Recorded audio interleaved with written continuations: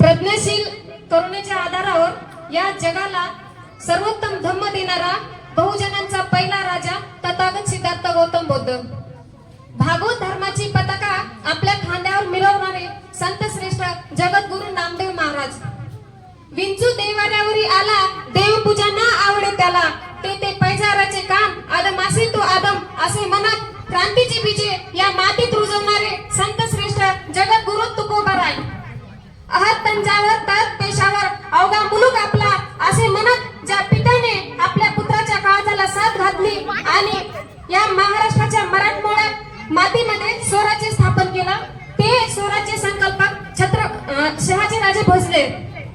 आजही ज्या युग पुरुषाचे नाव ऐकताच इथल्या प्रत्येक आईला असं वाटतं की ऐसा पुत्र माझ्या पोटी जन्माला यायला हवा. ते या भारत देशातले सर्वोत्तम सुपुत्र म्हणजे छत्रपती शिवाजी महाराज, ज्या राजपुत्राचं केवळ नाव ऐकताच इथल्या प्रत्येक तरुणाची छाती रुंदावते आणि ज्यांनी वयाच्या 14व्या वर्षी संस्कृत मध्ये बुद्धभूषण नावाचा ग्रंथ लिहिला आणि ते नंतर 32व्या वर्षी त्यांनी या महाराष्ट्राच्या मातीसाठी आपल्या प्राणाची आहुती दिली, ते या महाराष्ट्राचे दुसरे छत्रपती संभाजी राजे.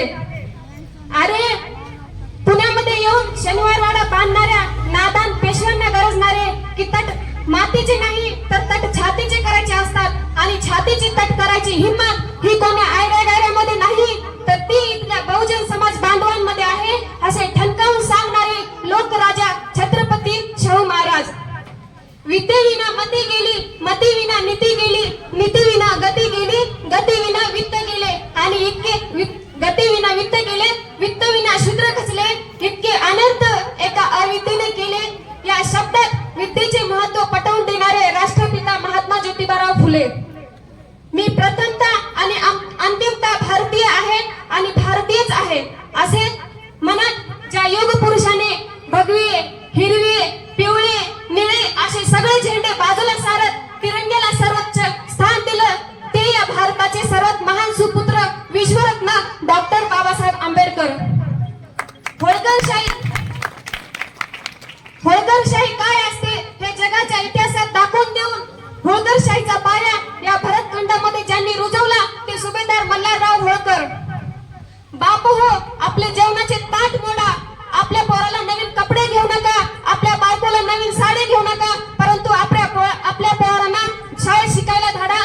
या शब्दात जगा वेगळा संदेश देणारे राष्ट्रसंत गाडगे बाबा.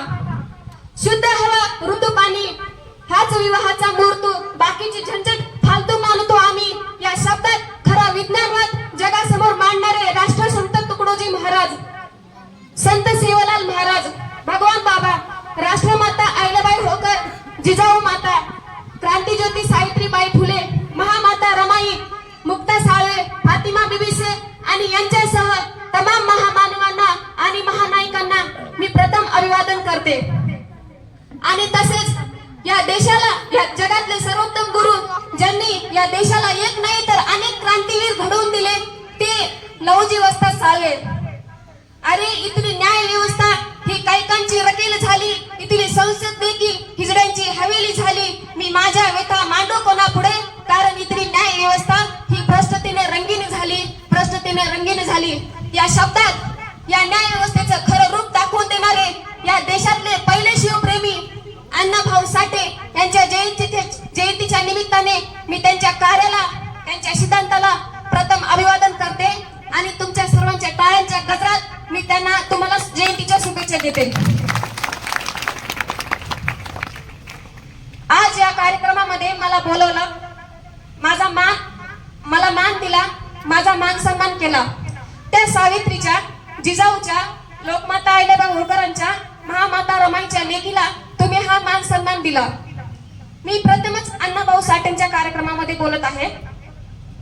मी लहानपणापासूनच माझे सामाजिक कार्याची जे आवड आहे ती लहानपणापासूनच जपलेली आहे. परंतु मी माझी जबाबदारी म्हणून आज पहिल्यांदाच एवढ्या मोठ्या कार्यक्रमामध्ये अण्णाभाऊ साठेंवर बोलत आहे. परंतु हा माझा पहिला कार्यक्रम आहे आणि हा माझा पहिलाच नाही आणि शेवटचाही असणार नाही. यापुढे मी तुमच्या पुढे बोलण्याची तयारी सातत्याने करणार आहे. आज आपण अण्णाभाऊची जयंती साजरी करत आहोत. का करायची आपल्याला अण्णाभाऊ साठेंची जयंती? हे जे अण्णाभाऊची प्रतिमा आहे, हे जे चित्र आहे, या चित्रात एक चरित्र आहे. अण्णाभाऊ साठे त्यांच्या आयुष्यामध्ये जे जगले, त्यांच्या जगण्यात एक अर्थ होता, एक विचार होता. म्हणून आज आपण त्यांची जयंती साजरी करत आहोत.